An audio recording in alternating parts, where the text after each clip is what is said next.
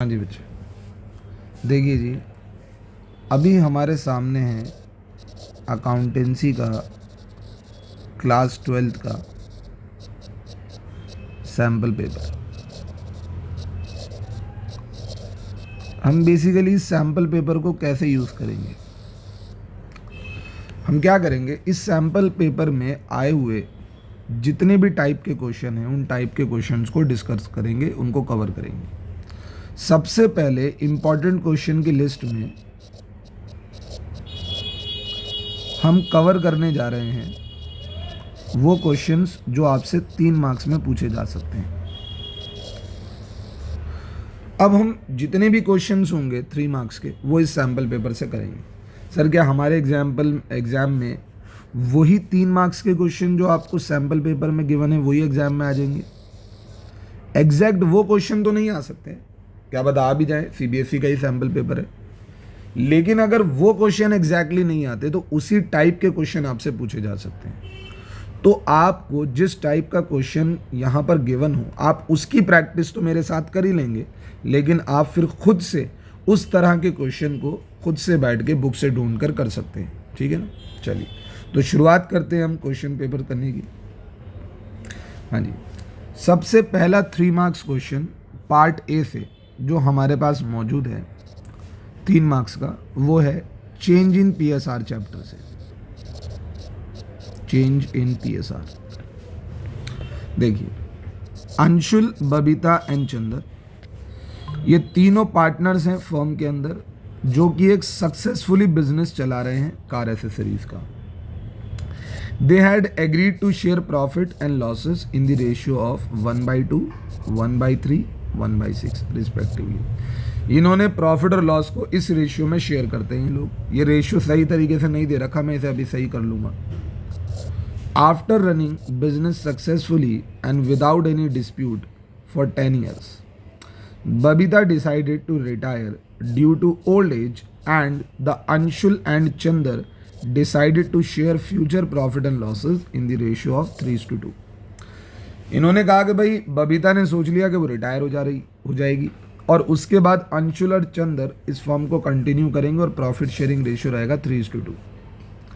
The accountant passed the following journal entry for Babita, share of goodwill, and missed some information। Accountant ने क्या किया, बबीता के retirement के time पर goodwill से रिलेटेड एक जर्नल एंट्री डाली और वो एंट्री जो है वो यहाँ पर मिस है, मतलब उसके अंदर कुछ इन्फॉर्मेशन मिस है। जैसे अंशुल का कैपिटल कितने अमाउंट से डेबिट हो रहा है, बबीता का कैपिटल कितने अमाउंट से क्रेडिट हो रहा है। आपका काम क्या है कि आपको इस मिसिंग फिगर्स को फिल करना है, यहाँ पर ये जो जर्नल एंट्री डली हुई है, और आपको गेनिंग रेशियो भी कैलकुलेट करनी है। तो पहले तो हम एक काम करते हैं ना, शुरुआत करते हैं गेनिंग रेशियो को कैलकुलेट करने से। क्वेश्चन नंबर 17, ए, बी और सी, अंशुल, बबीता और चंदन, क्या शेयर दे रखा है इनका? 1/2, 1/3 और 1/6। एक काम करते हैं, इनके डिनोमिनेटर को सेम करते हैं। डिनोमिनेटर को सेम करने के लिए इसे 3 से मल्टीप्लाई कर देते हैं दोनों को, इसे 2 से मल्टीप्लाई कर देते हैं दोनों को। ये हो जाएगा 3/6, ये हो जाएगा 2/6 और ये हो जाएगा 1/6 और रेशियो बन जाएगा 3:2:1। अब बात करते हैं रिटायर होने के बाद, जब बबीता रिटायर हो जाएगी तो ए और सी ये आपस में रेशियो शेयर करने वाले हैं 3:2 के।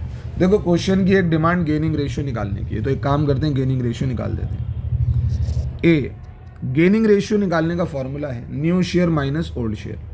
मेरे पास आज कितना है और पहले कितना था।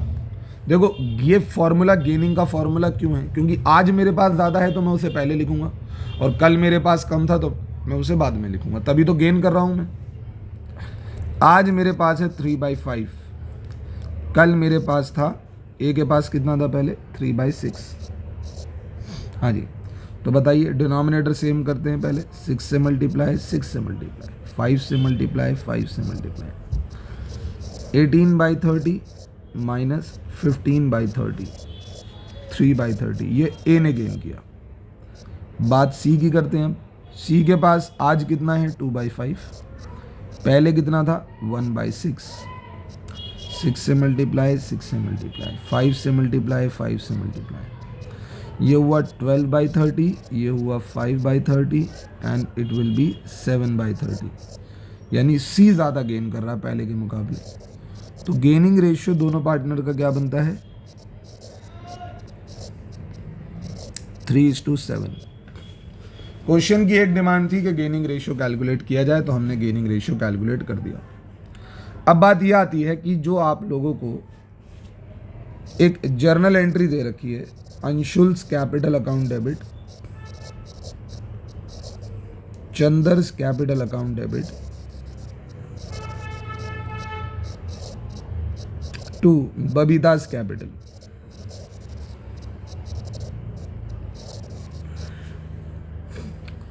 अब चंदर का कैपिटल कितने से डेबिट हुआ है वो हमें बताया हुआ है, अंशुल का कितने से डेबिट होना है वो हमें नहीं मालूम, और बबीता का कैपिटल क्रेडिट कितने से होना है वो हमें नहीं मालूम। अच्छा, ये जो एंट्री की गई है, ये एंट्री की गई है गुडविल की वजह से, बीइंग गुडविल एडजस्टेड। अब देखो बात दरअसल ऐसी है, पहले तो आपको ये समझना पड़ेगा ये जर्नल एंट्री आखिर हो क्यों रही है। बबीता फर्म से हो रही है रिटायर, और फर्म की अपनी एक रेपुटेशन है जैसा कि हम जानते हैं, और इस रेपुटेशन की वजह से फ्यूचर में होगा प्रॉफिट। अब ये प्रॉफिट फ्यूचर में सिर्फ किसको होगा, अंशुल और चंदर को, क्योंकि बबीता को ये प्रॉफिट क्यों नहीं हो सकता, क्योंकि बबीता तो आज रिटायर हो रही है, तो फ्यूचर में इस रेपुटेशन का फ़ायदा बबीता नहीं उठा सकती। तो बबीता कहती है कि भाई देखो फ्यूचर में तो मैं यहाँ पर नहीं हूँ, इस रेपुटेशन का फ़ायदा मैं नहीं उठा पाऊंगी, तो आप इस गुडविल की वजह से, इस रेपुटेशन की वजह से, जिसमें एक मेरा भी हिस्सा है, मेरे जाने से पहले आप उसे मुझे कंपनसेट कीजिए और मेरे कैपिटल को बढ़ाइए। ठीक है जी, बबीता के कैपिटल को बढ़ा दिया जाएगा क्रेडिट करके, लेकिन किसके कैपिटल को घटाया जाएगा। तो बात दरअसल ऐसी है कि बबीता के हिस्से का जो रेपुटेशन का फ़ायदा है वो ए और सी दोनों को होने वाला है। ए और सी अपने हिस्से की रेपुटेशन का फ़ायदा तो कमाएंगे ही कमाएंगे, बबीता के रिटायर होने जाने के बाद उसके हिस्से का जो फ़ायदा है वो भी वो गेन करने लग जाएंगे। इसी वजह से क्वेश्चन ने जानबूझकर आपसे गेनिंग रेशियो निकलवाई कि जो इसके हिस्से का प्रॉफिट गेन करेगा फ्यूचर में, वो उसी रेशियो में यानी गेनिंग रेशियो में ही बबीता को क्या करेगा, कंपनसेट करेगा। यानी बबीता के हिस्से की जितनी भी गुडविल है, बबीता के हिस्से की जितनी भी गुडविल है, एज सच वो तो अभी हमें मालूम नहीं क्वेश्चन में, लेकिन बबीता के हिस्से की जितनी भी गुडविल है उसे अंशुल और चंदर कंपनसेट करने वाले हैं इन दी गेनिंग रेशियो। ये बात आपके लिए 1 मार्कर क्वेश्चन में भी इंपॉर्टेंट है कि जब भी रिटायरिंग पार्टनर या जिस पार्टनर की डेथ हुई होती है, जब भी उसके कैपिटल को गुडविल की वजह से कंपनसेट किया जाता है, तो हमेशा गेनिंग पार्टनर गेनिंग रेशियो में उसे कंपनसेट करते हैं। फिलहाल के लिए गेनिंग रेशियो है 3:7, और अब मेरा आप लोगों को यह बताने का फर्ज है कि बबीता के कैपिटल को कितने से क्रेडिट किया जाएगा और अंशुल और चंदर के कैपिटल को कितने कितने से डेबिट किया जाएगा। अब इस क्वेश्चन में सबसे बड़ी प्रॉब्लम यह है कि फर्म की गुडविल हमें बता नहीं रखी, क्योंकि अगर मुझे फर्म की गुडविल बताई हुई होती तो मैं क्या करता, पहले ये लिख देता कि बबीता को कितना कंपनसेशन मिलेगा, है ना। जैसे फॉर एग्जांपल अगर फर्म की गुडविल जितनी भी होती, मैं कहता बबीता का शेयर मैं जानता हूँ, उसके हिस्से की गुडविल उसे दे दो। फिर जब बबीता की गुडविल मुझे मिल जाती तो मैं इन दोनों के कैपिटल को डेबिट कर देता, किस रेशियो में, 3:7 में। तो सबसे बड़ी प्रॉब्लम यहाँ पर पहले हमारे सामने ये है कि हमें ये नहीं मालूम कि फर्म की गुडविल कितनी है, और उस वजह से यहाँ पर आ जाती है परेशानी। तो इसकी हम कैलकुलेशन कैसे करेंगे। देखो इसकी कैलकुलेशन करना आसान है। एक बात मुझे मालूम है कि बबीता की जो भी गुडविल है,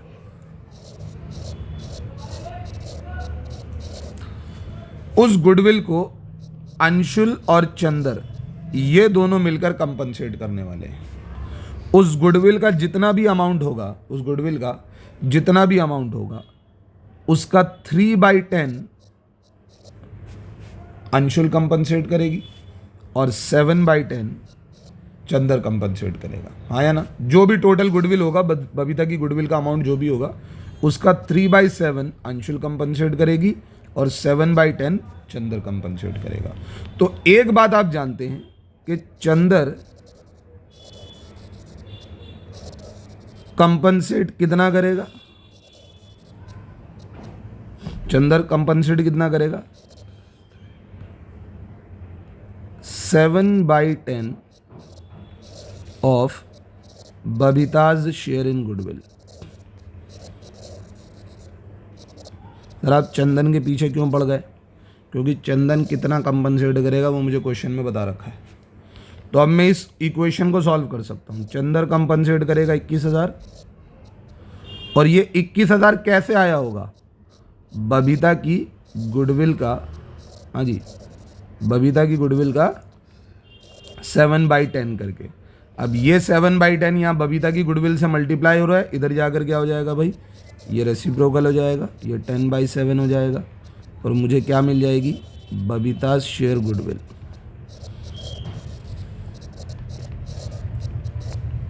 ठीक है जी, इसको मैं कैंसिल करता हूँ, ये 3,000 होगा, और 3,000 10 से मल्टीप्लाई होगा तो ये आ गया हमारा 30,000।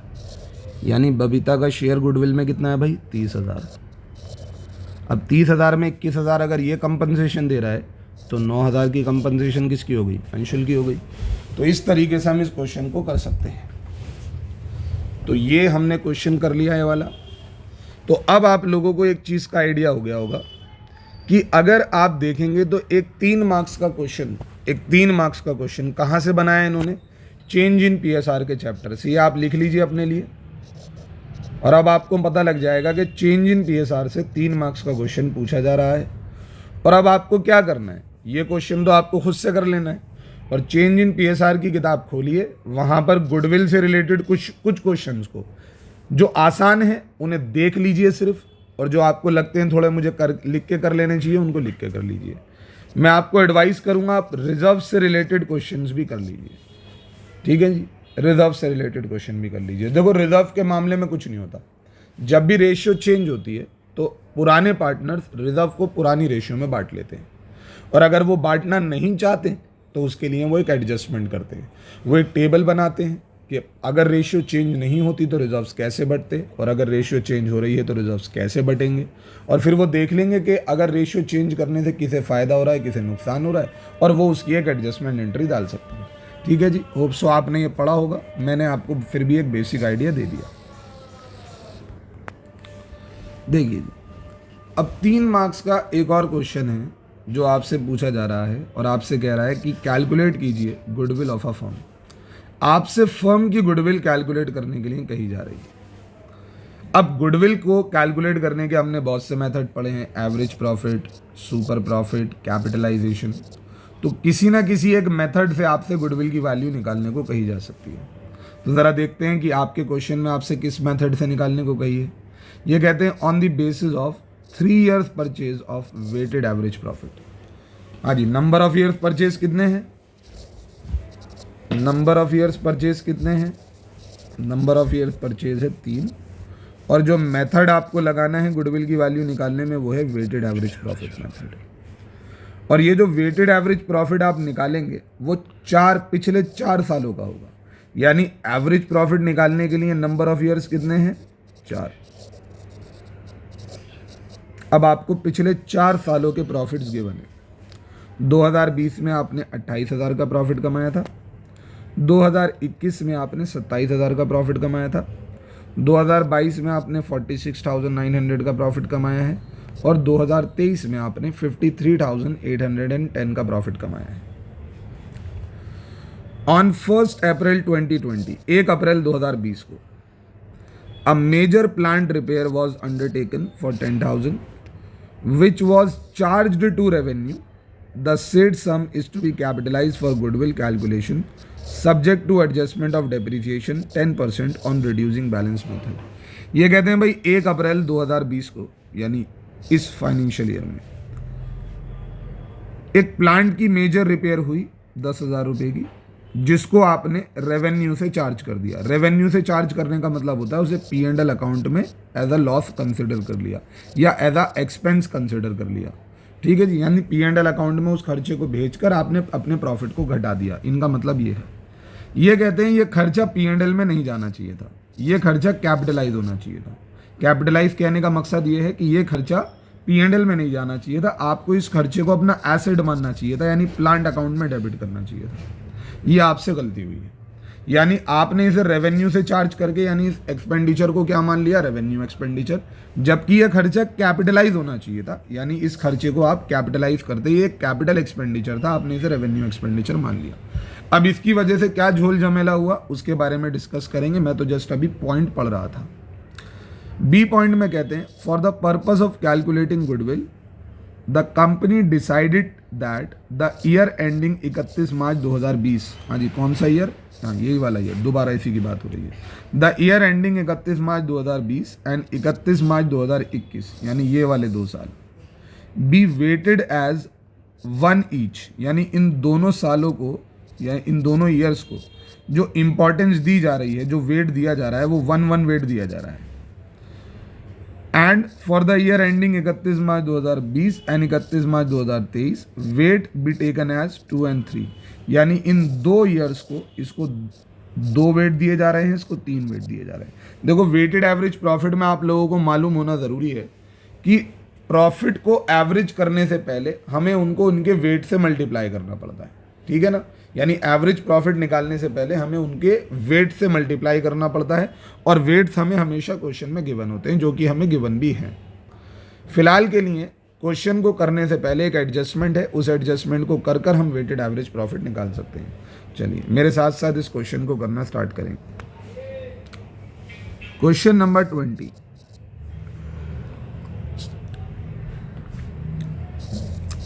सबसे पहले मैं अपने पास एक टेबल बना लूंगा।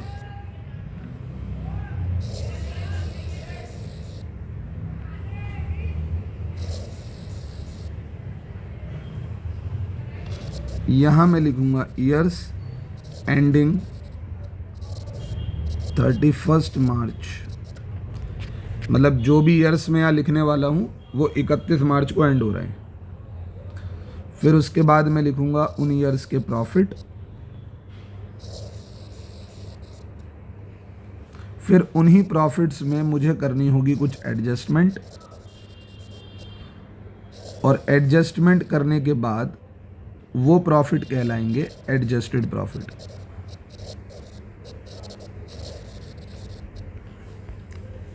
ठीक है, चलिए तो यहां पर हम बात कर रहे हैं कैलकुलेशन ऑफ एडजस्टेड प्रॉफिट की। भाई देखो, अगर आप किसी प्रॉफिट को उसका एवरेज निकालना चाहते हो, वेटेड एवरेज हो या सिंपल एवरेज हो, पहले प्रॉफिट को सही कर लेना ज़रूरी है। जब तक प्रॉफिट ही सही नहीं है तो ना ही उसका एवरेज प्रॉफिट सही आएगा, ना ही उसका वेटेड एवरेज प्रॉफिट सही आएगा। हाँ जी, हम बात करते हैं, ईयर है 2020, उसके बाद है 2021, उसके बाद है 2022, उसके बाद है 2023।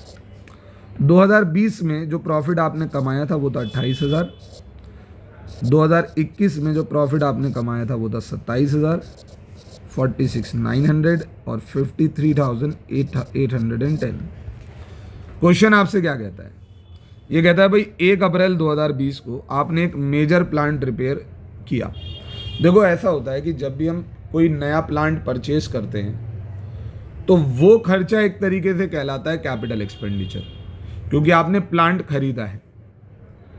लेकिन आपने अगर प्लांट में कोई मेजर रिपेयर करा दिया, तो मेजर रिपेयर का मतलब ये हुआ कि आपने उस प्लांट की कैपेसिटी को बढ़ा दिया। वो प्लांट अगर पहले 1 लाख यूनिट प्रोड्यूस कर सकता था, अब वो प्लांट शायद 1.5 लाख यूनिट प्रोड्यूस कर सकता है। तो यानी उस प्लांट पे मेजर रिपेयर कराकर आपने उस प्लांट की कैपेसिटी को बढ़ा। नॉर्मल रिपेयर नहीं है ये मेजर रिपेयर है। और जब भी प्लांट में एक मेजर रिपेयर होता है तो वो प्लांट की कैपेसिटी को बढ़ा देता है। और प्लांट की कैपेसिटी को बढ़ाना एक तरीके से ये माना जाता है कि आपने एक नया प्लांट ही खरीद लिया। और अगर आप जब भी कोई नया प्लांट परचेज कर रहे हैं तो वो एक तरीके से क्या हुआ, वो एक तरीके से एसेट परचेज करना हुआ। लेकिन इन्होंने क्या किया, उस खर्चे को रेवेन्यू से माइनस कर दिया, यानी P&L में भेज दिया। जबकि आप जब भी कोई नया प्लांट परचेज करते हैं, कोई एसेट परचेज करते हैं, उस खर्चे को आप P&L में नहीं भेजते, उसे तो आप बैलेंस शीट में भेजते हैं। वो कोई P&L अकाउंट में जाकर आपके प्रॉफिट को घटाता थोड़ी है। आपने 10,000 रुपये का उस पर एक्सपेंडिचर किया, आपने उसे P&L में भेज के सारे प्रॉफिट को 10,000 से कम कर दिया, ये आपकी गलती है। ये 10,000 रुपये के खर्चे को आपको उसे P&L में नहीं भेजना चाहिए था, आपको प्लांट को डेबिट करना था और इसे बैलेंस शीट में अपना एसेट बनाना था। तो ये गलती आपने करी है 1 अप्रैल 2020 को, और 10,000 रुपये के खर्चे को आपने P&L में भेज के भी गलती करी है। और अगर आपने ये ऐसी गलती की है तो इसकी वजह से आपका प्रॉफिट 10,000 से कम हो गया होगा, और अगर प्रॉफिट 10,000 से कम हो गया है तो आपको उसे सही करने के लिए प्रॉफिट को 10,000 से बढ़ाना पड़ेगा। ये सबसे पहली गलती है जो आपने सुधारी है 2020 के अंदर। ठीक है सर, बस इतनी ही गलती थी और कुछ नहीं थी। अब देखो, अगर आपने 2020 के अंदर ही इस प्लांट पर हुए हुए खर्चे को P&L में भेज दिया था तो आपने उसी साल पूरा प्रॉफिट एक ही बारी में 10,000 से कम कर दिया था। जबकि आपको क्या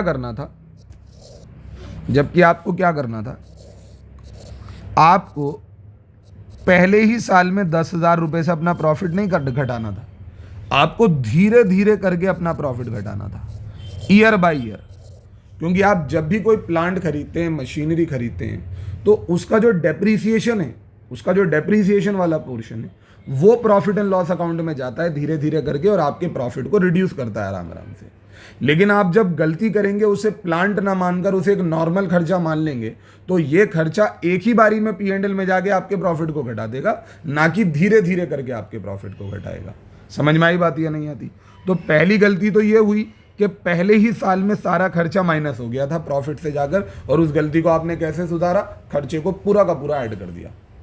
लेकिन जब आप इस गलती को सही कर रहे हैं, आप ये मान रहे हैं कि एक तरह का प्लांट था, ये P&L में माइनस नहीं होना चाहिए था, तो फिर अगर इन्होंने उसे प्लांट नहीं माना तो फिर इन्होंने उस पर डेप्रीसिएशन भी नहीं लगाया।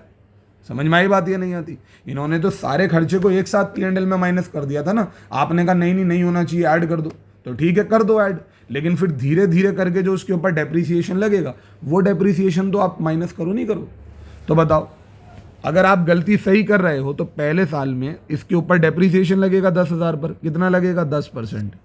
तो पहले साल में डेप्रीसिएशन लगेगा 10,000 पर 10%, यानी 1,000। यानी पहले साल 10,000 का खर्चा रिकॉर्ड नहीं होना था, पहले साल सिर्फ 1,000 का खर्चा रिकॉर्ड होना था। आप उसे प्लांट मानते, प्लांट के ऊपर सिर्फ 1,000 का डेप्रीसिएशन लगाते और उसे P&L में भेजते, और आपने गलती करी कि उसे पहले ही साल में सारा का सारा खर्चा प्रॉफिट से माइनस कर दिया। तो उस गलती को सही करी हमने, 10,000 को ऐड किया, लेकिन जब उसे ऐड किया तो फिर आप डेप्रीसिएशन माइनस करो। उसे अगर तुमने अपना एसेट माना है तो एसेट के ऊपर क्या लगता है? डेप्रीसिएशन, तो डेप्रीसिएशन लगाओ। पहले साल में आपने 1,000 माइनस किया, अब डेप्रीसिएशन सिर्फ एक साल थोड़ी लग के रह जाता है, अब आने वाले सभी सालों में लगेगा, अगले साल भी 10% लगेगा। बस ये देख लेना कि मेथड कौन सा है। यहाँ पर मेथड बोला है रिड्यूसिंग बैलेंस मेथड, और रिड्यूसिंग बैलेंस मेथड को हम WDV कहते हैं, और WDV के अंदर डेप्रीसिएशन हमेशा कम अमाउंट पर लगता है। जैसे पहले साल 10,000 पर 10% लगा, कितना हुआ? 1,000। अगले साल कौन सी वैल्यू पर लगेगा? 10,000 पर लगेगा या रिड्यूस्ड वैल्यू पर लगेगा? मेथड का नाम क्या है? Reducing balance method. तो 10,000 पर अगर 1,000 डेप्रीसिएशन लग गया तो अगले साल डेप्रीसिएशन के लिए वैल्यू क्या हो गई? 9,000। तो अगले साल डेप्रीसिएशन 9,000 पर लगेगा और वो होगा 900। अब वैल्यू 90,000 में से 900 और कम हो गई, 81,000। तो अगले साल जो डेप्रीसिएशन लगेगा वो 81,000 पर लगेगा और वो वैल्यू क्या हो जाएगी? 800। अब अगले साल मैं 8,100 में से 810 और माइनस करता हूँ तो ये हो जाता है 7,290। और अगले साल डेप्रीसिएशन किस पर लगेगा भाई? 7,290 पर, और 7,290 पर जब डेप्रीसिएशन लगेगा तो वो होगा 729। तो आपकी गलती ये थी कि आपको डेप्रीसिएशन धीरे धीरे कर कर लगाना था अपने प्रॉफिट को हर साल। पहले साल 1,000 से, दूसरे साल 900 से, तीसरे साल 810 से, चौथे साल 729 से, ऐसे माइनस करना था आपको प्रॉफिट। और आपने गलती क्या करी? उस खर्चे को नॉर्मल एक्सपेंडिचर मानकर, रेवेन्यू एक्सपेंडिचर मानकर पूरा का पूरा P&L में पहले साल में माइनस कर दिया। तो गलती दो तरीके से सुधरी। खर्चे को जो 10,000 माइनस हुआ था उसे दोबारा जोड़ा, फिर धीरे धीरे करके उसे डेप्रीसिएशन के फॉर्म में हमने माइनस किया। चलो जी, अब इस एडजस्टमेंट को करने के बाद आपका प्रॉफिट जो है अब हर साल का चेंज हो जाएगा। 28,000 का ये प्रॉफिट 10,000 से बढ़ेगा, 38,000 1,000 से कम होगा और ये हो जाएगा 37,000। 27,000 का ये प्रॉफिट 900 से कम हो जाएगा और ये हो जाएगा 26,100। 46,900 का ये प्रॉफिट 810 से कम हो जाएगा और ये हो जाएगा 46,200। 090। 53,810 का ये प्रॉफिट कम हो जाएगा और रिड्यूस होकर हो जाएगा 53,081। ये मैंने पिछले 4 साल के प्रॉफिट्स को सही कर लिया, ठीक है। अब पिछले 4 साल के प्रॉफिट्स मैंने सही कर लिया, अब सही प्रॉफिट हैं तो उससे आगे बढ़ सकते हैं हम। अब हम आगे बढ़ते हैं, calculation of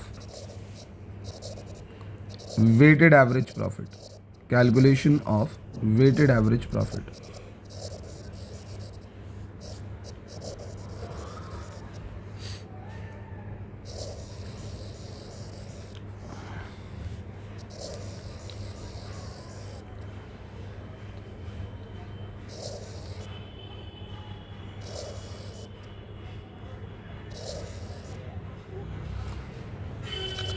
years profit,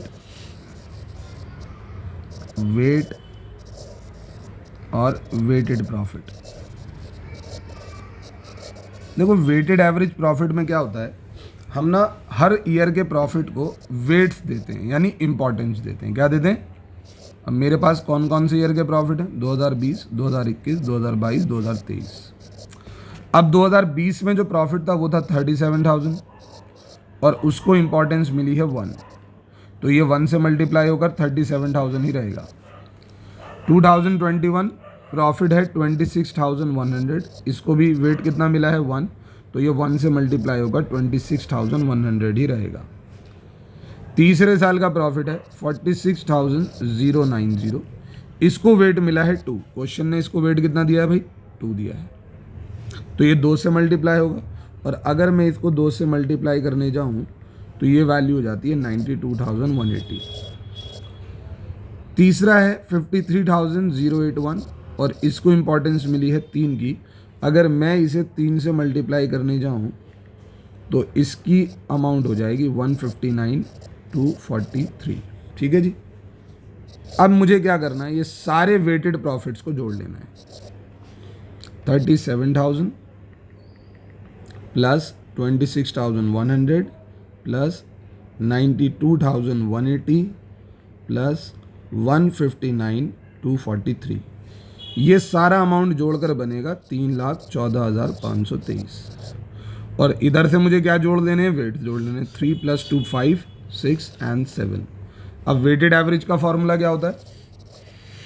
weighted average profit का फॉर्मूला क्या होता है? इसका फॉर्मूला होता है weighted average profit divided by total weights. हाँ जी, वेटेड एवरेज प्रॉफिट है 3,14,523 और टोटल वेट्स आपके कितने हैं? 7। यानी जिस वेट से आपने मल्टीप्लाई किया, जिस वेट से आपने मल्टीप्लाई किया उसी वेट से हमने क्या कर दिया? डिवाइड कर दिया, और ये आया 44,932। ठीक है जी। देखो बात सिंपल थी ना, अगर ये नॉर्मल प्रॉफिट होता तो मैं इन चारों को जोड़ता और 4 से डिवाइड कर देता, हाँ या ना। अगर मैं 4 से डिवाइड करता तो इसका मतलब क्या होता कि मैं हर एक प्रॉफिट को जो वेट दे रहा हूँ वो कितना देता? 1। मैं इसको भी 1 देता, इसे भी 1 देता, इसे भी 1 देता और इसे भी 1 देता, और सारे वेट का टोटल कितना आता? 4। समझ आई बात? ये नहीं। तो इसका मतलब इन चारों को जोड़कर 4 से डिवाइड करने का मतलब ये होता है कि मैंने सबको वेट 1-1 दिया, लेकिन यहाँ पर मैंने वेट्स डिफरेंट दिए, तो मैं 4 से डिवाइड नहीं कर सकता। अगर मैंने इनको डिफरेंट वेट से मल्टीप्लाई किया है तो उसी वेट के टोटल से मैं इन्हें डिवाइड भी करूँगा। समझ में आई बात? ये नहीं आती? और ये आ गया मेरा वेटेड एवरेज प्रॉफिट। लेकिन ये गुडविल नहीं है। गुडविल कब आएगी भाई? गुडविल का फॉर्मूला आप जानते हैं, प्रॉफिट को किससे मल्टीप्लाई करो? नंबर ऑफ ईयर्स परचेज से। तो आप वेटेड एवरेज प्रॉफिट को किससे मल्टीप्लाई करेंगे? नंबर ऑफ ईयर्स परचेज से। और आपका वेटेड एवरेज प्रॉफिट है 44,932 और नंबर ऑफ ईयर्स परचेज कितना बोला था भाई क्वेश्चन में हमें? नंबर ऑफ ईयर्स परचेज था 3। तो हम इसे 44,932 को 3 से मल्टीप्लाई कर देंगे एंड इट विल बी 134,796। ये आ गई हमारी फर्म की गुडविल।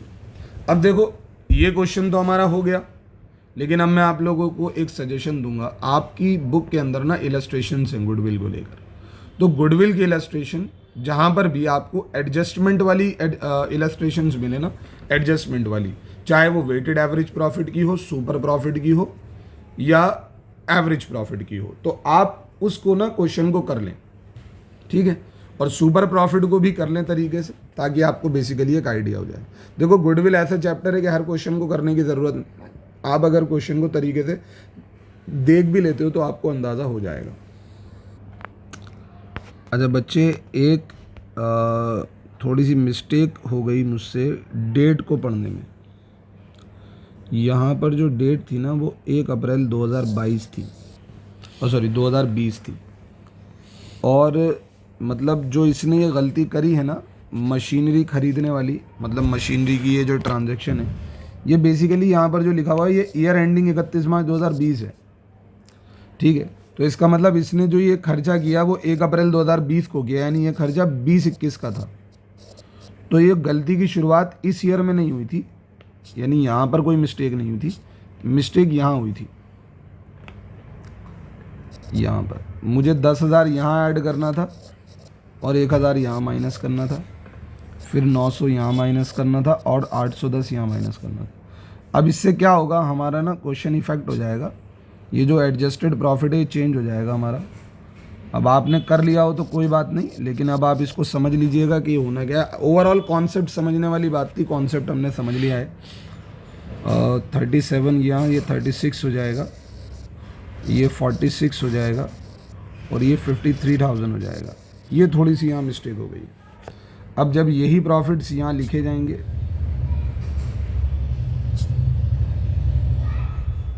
कॉन्सेप्ट तो आपको समझ आ ही गया है, बस अमाउंट आपको चेंज करना है। ये 28, 36, 46, 53,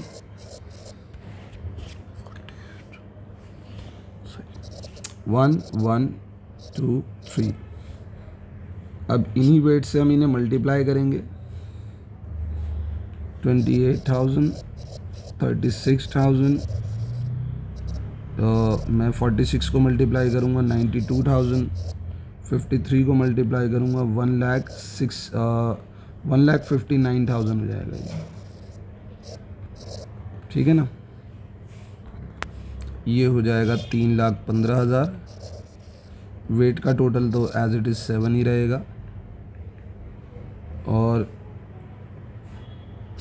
3,15,000 यहाँ पर जब 7 से डिवाइड होगा तो ये 44,932 ना आकर 45,000 हो जाएगा,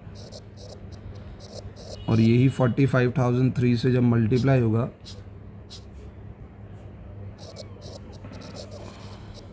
तो ये 1,35,000 आ जाएगा। तो भाई देखो, ये लर्निंग आपके लिए भी है, छोटी छोटी चीज़ों को ध्यान में रखते हुए चलना, वरना एक गलती बहुत सारी चीज़ें गलत करा देती है। कॉन्सेप्ट बिल्कुल सेम है, बस डेट की वजह से आपका कैलकुलेशन अलग डेट से हो गई है, ठीक है ना। जो गलती इन्होंने 2000 मतलब मेरे अकॉर्डिंग वो 2019-20 की गलती थी, वो बेसिकली 2020-21 गलती थी। 10,000 इन्होंने यहाँ पर P&L में भेज दिया था, मैंने उसे ऐड करके फिर डेप्रिसिएशन को आगे के सालों में माइनस कर दिया, ठीक है ना। बाकी सब कुछ सही है यहाँ पर, ठीक है। चलो आगे बढ़ते हैं। क्वेश्चन देखिए, अब हम देखते हैं question number 18। Question number 18 3 marks question है, और ये 2 पार्ट में आ रहा है, और की फॉर्म में, ठीक है। अब ये क्वेश्चन कहाँ से है, ये है हमारे P&L एडजस्टमेंट से। अब बेसिकली आपने जो चैप्टर नंबर 1 है आपका फंडामेंटल्स, वहाँ पर आपने देखा होगा कि आप लोगों ने एडजस्टमेंट टेबल बनाकर एक जर्नल एंट्री डाली है, यानी पास्ट एडजस्टमेंट की जर्नल एंट्रीज। तो ये क्वेश्चन बेसिकली आपको पास्ट एडजस्टमेंट से ही नज़र आ रहा है। इधर एक बार हम देख लेते हैं क्वेश्चन क्या है।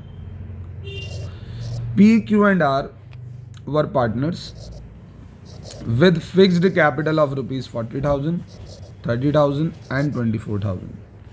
P, Q, R पार्टनर्स हैं, फिक्स कैपिटल है उनका 40,000, 32,000 और 24,000। After distributing the profit of 48,000, इनके पास प्रॉफिट था 48,000 का, फॉर द ईयर एंडेड 31 मार्च 2022, यानी इन्होंने फाइनेंशियल ईयर 21-22 में 48,000 रुपये का प्रॉफिट कमाया था, और वो प्रॉफिट आपस में बांट लिया था इन दियर एग्रीड रेशियो ऑफ 3:1:1। इनका एग्रीड रेशियो क्या था, 3:1:1, ठीक है। प्रॉफिट बांट चुके हैं भाई, कोई मसला नहीं है। इट वॉज ऑब्जर्व दैट, अब ये ऑब्जर्व हुआ कि इंटरेस्ट ऑन कैपिटल जो कि 10% प्रोवाइड करना चाहिए था, interest on capital was provided eight 10% per annum instead of 8% per annum, sorry 8% per annum interest on capital इन्हें मिलना चाहिए था, जबकि इनको इंटरेस्ट ऑन कैपिटल कितना मिला है 10% पर एनम। यानी आप यहाँ पर क्या देख पा रहे हैं मेरे बच्चे, इन्होंने यहाँ पर ये कहा कि सारी चीज़ें सही हैं, प्रॉफिट हुआ 48,000 का, उसको 3:1:1 की रेशियो में बांट दिया गया, लेकिन बाद में एक इन्फॉर्मेशन ये निकल कर आई कि interest on capital was provided eight 10% per annum, interest on capital provide कर दिया गया 10% per annum instead of 8% per annum. यानी मिलना कितना चाहिए था 8%, मिल कितना गया 10%, यानी 2% एक्स्ट्रा मिल गया, 2% एक्स्ट्रा हमने दे दिया। ये हमसे पहली गलती हुई है। ये कहते हैं salary of 12,000 was credited to P, salary किसको दे दी गई पी को इंस्टेड ऑफ क्यू, जबकि सैलरी मिलनी किसे थी क्यू को मिलनी थी। आपसे 2 गलतियां हुई हैं और अब इस गलतियों को सुधारने के लिए you are required to pass single journal entry. आपसे कहा जा रहा है एक सिंगल जर्नल एंट्री डालिए और इस एंट्री को, इस गलती को क्या कर दीजिए रेक्टिफाई कर दीजिए। क्या कर दीजिए भाई रेक्टिफाई कर दीजिए। चलिए जी शुरू करते हैं। चलिए जी क्वेश्चन नंबर 18, पर्टिकुलर्स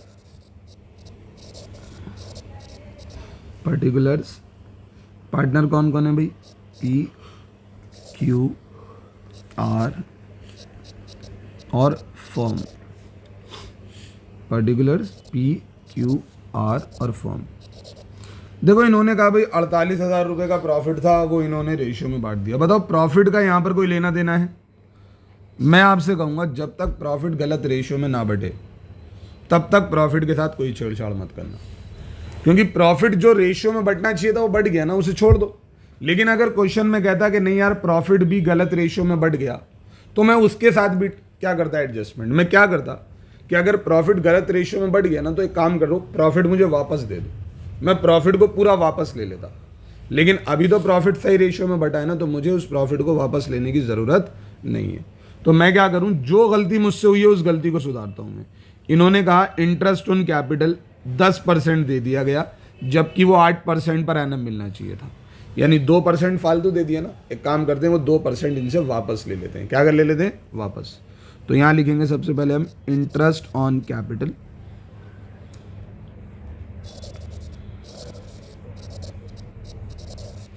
एक्सेस, हमने एक्सेस दिया है ना इन्हें, तो हम वापस ले रहे हैं।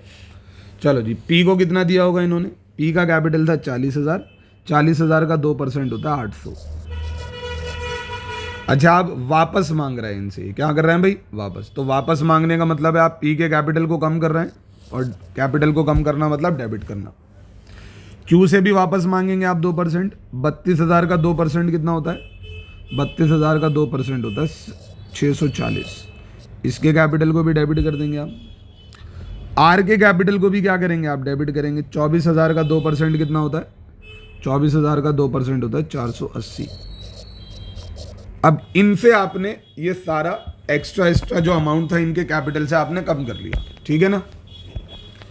अब अगर आप इनसे ये अमाउंट वापस लोगे तो ये अमाउंट किसके पास चला जाएगा, फर्म के पास चला जाएगा, क्योंकि फर्म के पास से एक्स्ट्रा इंटरेस्ट चला गया था ना। फर्म के पास आपने ज़्यादा खर्चा लिख दिया था।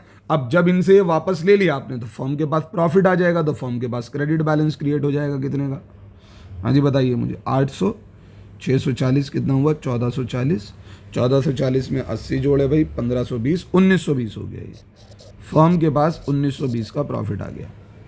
ये पहली गलती आपने सुधार दी। दूसरी गलती पर चलते हैं। ये कहते हैं भाई 12,000 की सैलरी वो आपने पी को दे दी, जबकि किसको मिलनी चाहिए थी, क्यू को। सैलरी रॉन्ग एंट्री डाली आपने, हाँ जी पी को दे दी ना आपने, पी को नहीं मिलनी चाहिए थी, तो पी से वापस ले लो 12,000, पी के कैपिटल को डेबिट कर दो। और किसको मिलनी चाहिए थी, क्यू को, तो क्यू के कैपिटल को बढ़ा दो। इसमें फर्म की कोई दखल अंदाजी नहीं है, एक पार्टनर से लेके दूसरे पार्टनर को आपने दे दिया, ठीक है जी। चलिए वेरी गुड। अब जरा इधर देखिए, फर्म को ना 19,200 का मुनाफा हुआ है। क्या हुआ है भाई, 19,200 का मुनाफा। देखो एक बात आपको अच्छे से याद रखनी है, फर्म के बैलेंस में कुछ नहीं पड़ना चाहिए, है ना। क्योंकि आप बताइए, जब आप P&L एप्रोप्रिएशन अकाउंट बनाते थे तो फर्म के पास जितना भी प्रॉफिट या लॉस होता था वो पार्टनर्स के बीच में बंटता था, नहीं बंटता था। तो आपने जब पार्टनर्स से उनका एक्स्ट्रा इंटरेस्ट ऑन कैपिटल वापस लिया तो इंटरेस्ट ऑन कैपिटल फर्म ने दिया था उन्हें, हाँ या ना। तो वो प्रॉफिट फर्म के पास दोबारा आ गया, लेकिन फर्म उस प्रॉफिट का रख के करेगी क्या? पार्टनर्स के बीच में ही तो बांटेगी, और पार्टनर्स के बीच में फर्म बांट देगी, अपने पास से डेबिट कर देगी और पार्टनर्स के कैपिटल क्रेडिट हो जाएंगे। किस रेशियो में? इनकी प्रॉफिट शेयरिंग रेशियो में। तो यहां पर आ जाएगा प्रॉफिट डिस्ट्रीब्यूशन। किस रेशियो के अंदर होगा ये? 3:1:1। पी को मिलेंगे 1152 और क्यू और आर को मिलेंगे 384 और 384। ठीक है जी। चलिए, अब जो जो चीज़ें हमें करनी थी वो हमने कर ली हैं। अब ज़रा इसका नेट इफेक्ट देख लेते हैं, नेट इफेक्ट। और यही नेट इफेक्ट हमें जर्नल एंट्री बना कर देगा। फर्म का कैपिटल क्रेडिट भी हो रहा है, डेबिट भी हो रहा है, ये ज़ीरो हो गया और इसको ज़ीरो करना हमारा मकसद भी है। आर के पास चलते हैं हम। आर का कैपिटल 480 से डेबिट होना है और 384 से क्रेडिट होना है। तो मैं एक बार उसे डेबिट करूं, एक बार क्रेडिट करूं। एक काम करता हूं, नेट देख लेता हूं। डेबिट वाला ज़्यादा है और डेबिट कितने से ज़्यादा है? 96 से। तो एक काम करता हूं, मैं आर के कैपिटल को डेबिट कर देता हूं। कितने रुपीज़ से? 96 से। क्यू देखता हूं मैं। क्यू का कैपिटल एक बार डेबिट होना है 640 से, और 12,000 से और 3,084 से क्या होना है भाई? क्रेडिट होना है। तो पहले इन दोनों को मैं क्रेडिट करूं, फिर 640 से डेबिट करूं। तो नेट देख लेता हूं। नेट आ रहा है 11,744 का क्रेडिट, है ना। क्रेडिट ज़्यादा होना है ये और डेबिट कम होना है। तो नेट कितना क्रेडिट होना है? 11,744। अब पी देखो भाई, पी डेबिट ज़्यादा होना है ना। पी कितना डेबिट होना है? 800 से डेबिट होना है पी को, 12,000 से डेबिट होना है पी को। तो यानी 12,800 से डेबिट होना है, लेकिन 1,152 से इसे क्रेडिट भी होना है। तो ले देकर बात ये हुई कि ये 11,648 से डेबिट हो जाएगा। ठीक है ना, क्लियर हो गई मेरी बात। ये डेबिट ज़्यादा होगा और क्रेडिट कम। तो नेट करके देखा तो मैंने देखा कि भाई डेबिट कितना ज़्यादा हो रहा है? 11,648। तो जर्नल एंट्री क्या बनी? पीस कैपिटल डेबिट 11,648 से, और किसका कैपिटल डेबिट हो रहा है? हाँ, आर्स कैपिटल डेबिट 96 से टू क्यूज कैपिटल क्रेडिट। यानी अगर आप ये जर्नल एंट्री डाल देते हैं तो एक सिंगल जर्नल एंट्री ये सारा इफेक्ट अपने आप एडजस्ट कर देगी। जितनी भी गलती हुई है वो इस जर्नल एंट्री के थ्रू सही हो जाएगी। और आप ये समझिए कि ये आपका वर्किंग नोट है और ये आपका मेन क्वेश्चन है। तो इसको हमेशा पेपर में प्रॉपर जर्नल के फॉर्मेट में डाल कर आना। समझ आई बात? ये नहीं आती और आप यहाँ लिखना बीइंग रेक्टिफाइंग एंट्री पास्ड, क्योंकि आपने जो गलती करी है उसको इस एंट्री से सुधारा है ना आपने। बात खत्म हो जाएगी। ठीक है ना। तो 3 नंबर के 3 क्वेश्चन हमने यहाँ पर फिलहाल देख लिए हैं सेक्शन 8। चलिए जी, एक और क्वेश्चन हम करते हैं, इसी के और की टाइप करते हैं। मान लो आपको दोनों में से जो आसान लगे आप वो कर सकते हो, और एक एक्स्ट्रा क्वेश्चन करने को भी मिल जाएगा। चीज़ एंड स्लाइस ये दोनों इक्वल पार्टनर्स हैं, मतलब इनका प्रॉफिट शेयरिंग रेशियो 1:1 है। इनकी कैपिटल बिजनेस में कितनी लगी हुई थी? 50,000 और 1,00,000 respectively. After the accounts for the financial year ending 31 March 2023 have been prepared, मतलब जब इस 31 मार्च 2023 के यानी 22-23 के जब फाइनल अकाउंट्स बनाए गए, it is observe that interest on capital and salary to cheese per annum as provided in the partnership deed has not been credited to partners capital account before distribution of profit। ये कहते हैं profit distribute कर दिया, interest on capital नहीं दिया partners को, और एक पार्टनर है चीज उसको सैलरी नहीं दी और आपने प्रॉफिट बांट दिया। इस गलती को सुधारो यार, ये तो और आसान है। वहां देखो ऊपर कैसी गलती थी कि 10% दे दिया 8% की जगह, तो हमने देखा यार 2% फालतू दे दिया, वापस लो। सैलरी पी को देनी, क्यू को देनी थी पी को दे दी, तो पी से वापस लेकर क्यू को दी। यहाँ तो कह रहा भूल गया भाई, और वैसे तो ऊपर भी कोई बहुत मुश्किल काम नहीं था वहाँ पर भी देखा जाए तो, लेकिन यहाँ तो भूल गए। अब भूल गया तो बड़ा सिंपल है, अगर आप करना भूल गए तो अब आप कर दो। अगर आप इंटरेस्ट ऑन कैपिटल देना भूल गए तो अब दे दो, सैलरी देना भूल गए तो दे दो, अपने आप गलती सुधर जाएगी। दोबारा बनाते हैं एडजस्टमेंट टेबल।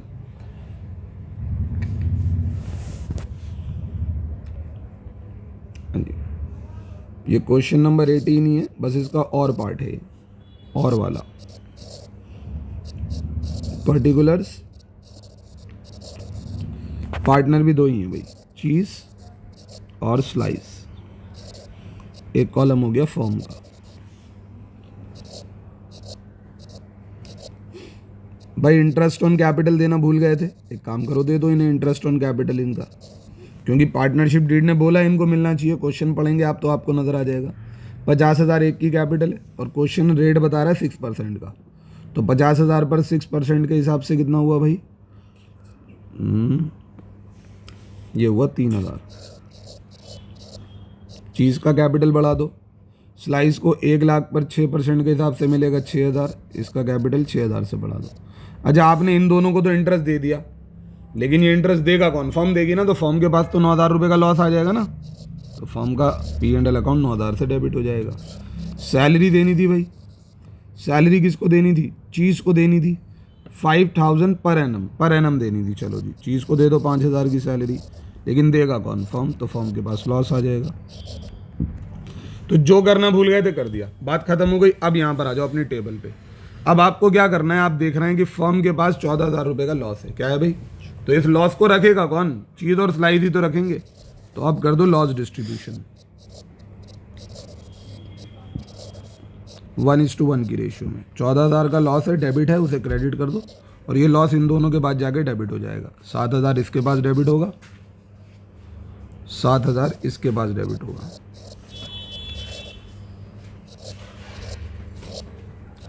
फर्म का बैलेंस हो जाएगा 0।